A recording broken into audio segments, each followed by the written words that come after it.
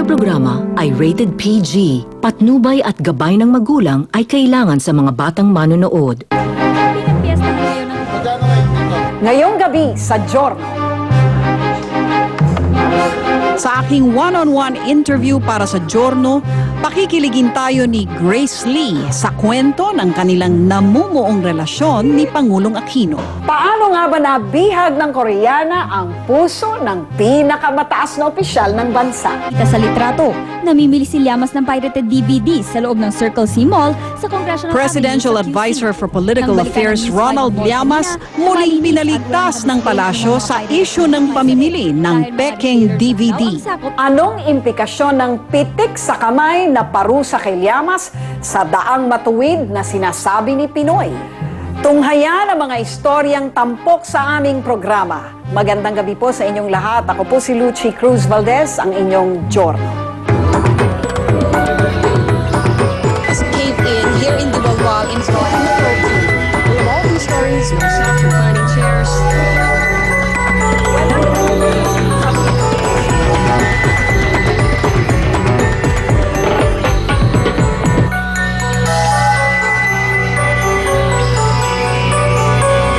Mainit na pinag-uusapan ngayon ang bagong Apple of the Eye ni Pangulong Aquino, ang TV host na si Grace Lee.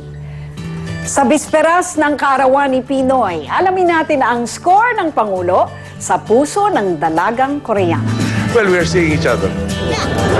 Naging mainit ang pagpasok ng buwan ng mga puso para kay Pinoy dahil sa balitang pakikipag-date niya sa Koreanang TV host na si Grace Lee. Nagsimula ang lahat sa isang tweet ng kasamang disc jockey, tila virus na mabilis na kumalat ang balita. We talk about his work, my work, but we don't talk about, the attention that we get. Only because it's kind of weird to talk about it because we're trying to get to know each other better now. It'd be funny if all we talked about was how much attention we're getting because that will get in the way of us really trying to know the other person. Marami ang nagulat, natuwa at mayroon din namang disang-ayon sa pag-amin ni na Grace at Pinoy. Pero di raw ito pinapansin ni Grace. I think from the tweets and from my radio show and from my Facebook account, I get 95% good, positive comments about this whole thing, and 5% negative, which I think isn't so bad. But does that even matter? It doesn't, actually. I try to brush it off. I've come across so many people who really want to just make you feel bad about yourself. But if you let them get to you, you'll be the most miserable person. That's why, for me, it's important for me to know who to listen to. And I think I have a good set of people like that around me already. Sapol sa camera ng News 5 at sabay na pag-alis ni Pangulong Aquino at ng date niyang si Grace Lee. Mula sa Hindi naman itinanggi ng Pangulo ang bagong nakapagpapangiti sa kanya, pero nanatiling matipid si Pinoy sa mga detalye ng kanilang namumuong relasyon. Sa konstitusyon po natin may nakalagay na privacy.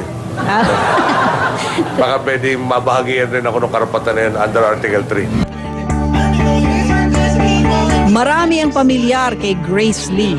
Bukod sa pagiging showbiz reporter at TV host, nakilala rin sa pagiging DJ si Grace. Yun ang hiling ko sa kanya. Tapos sa akin, matuto siya. Pag sinabi mong hindi, tapos Pero di tulad ng mga dating na-link sa Pangulo, bukas si Grace na pag-usapan ang anumang nangyayari sa kanilang dalawa. Diretso at natural kung magkwento ang 29 na taong gulang na dalaga. I can't imagine sitting in front of you talking like this if I wasn't from the media because I'd be so nervous, shaking. Na-expect ko na magiging parang wag na lang yan or no comment na lang. Or... Well, there's nothing bad about it kasi everything that you've asked me shows what kind of man he is, and it's not on the negative side. I think it's more on the positive side because we all see him as the president, so serious all the time and, fighting for this cause and that. But, talking about this may make him more human to a lot of people. Well, you know what surprises me also is hindi ka pala niya pinigilan na mag-interview. Hindi ka niya sinasabihan na, huwag ka muna magpa-interview or sana huwag ka muna magsalita or kung magpapa-interview ka, sana ito ang sabihin mo. Or No, ano sabihin never. ito. Wala siyang ganyang Never, regulation no. sa'yo. I think he trusts that I will handle it properly. That's good.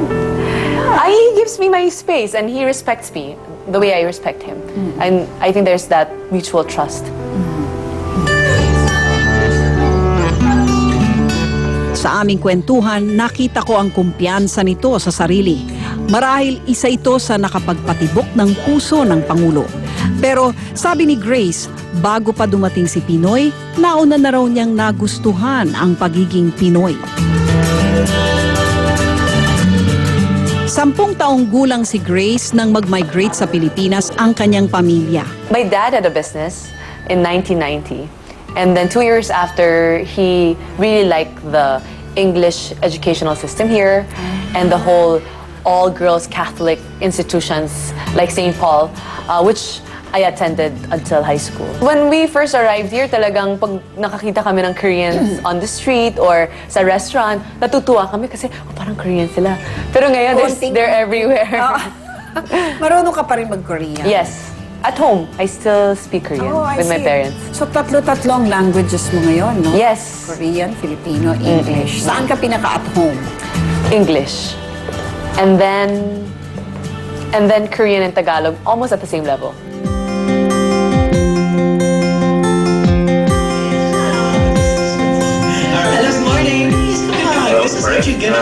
Graduate ng Communication Arts sa Ateneo de Manila, pangarap daw niya noong maging isang giorno. The only thing standing in my way of being a serious journalist right now, I think I do have the heart for it. Whenever I do watch certain news, I get frustrated, angry. I think I have the compassion that is necessary for you to become a responsible news person. But kailangan ko muna i-practice yung Tagalog ko. Kahit tubong Korea, wala na raw siyang planong umalis pa ng bansa. Meron ka pa bang planong bumalik sa Korea? Is that something that you're looking to do pa rin? No, I see myself growing old here in the Philippines. Because although my parents are Korean, and I am Korean after all in papers, but at heart and in my mind, I'm more Filipina. Okay, yeah. But that might change, right? Why? Why would that change? If Mabay the state of affairs persists. Anyway, you are now in the news and for precisely the same reason we're interviewing you. How does it feel to be the apple of the eye of the president? We try to be as normal as possible. Laman tuloy ang love story ng dalawa. Bago naging regular na date ng Pangulo, 3 beses lang daw niyang nakadaupang palad si Pinoy. Pati yung bisita natin si Miss Grace, kala ko tuloy Pinay. Hindi nga pala Korean, pero pati yung Korean dumarating talagang gwapa lahat. Sa una pa lamang na Baka dito na rin pagkikita, tayo magkatuluyan. sinabihan na raw siyang gwapa ng Pangulo. Pero hindi raw dito nagsimula ang lahat.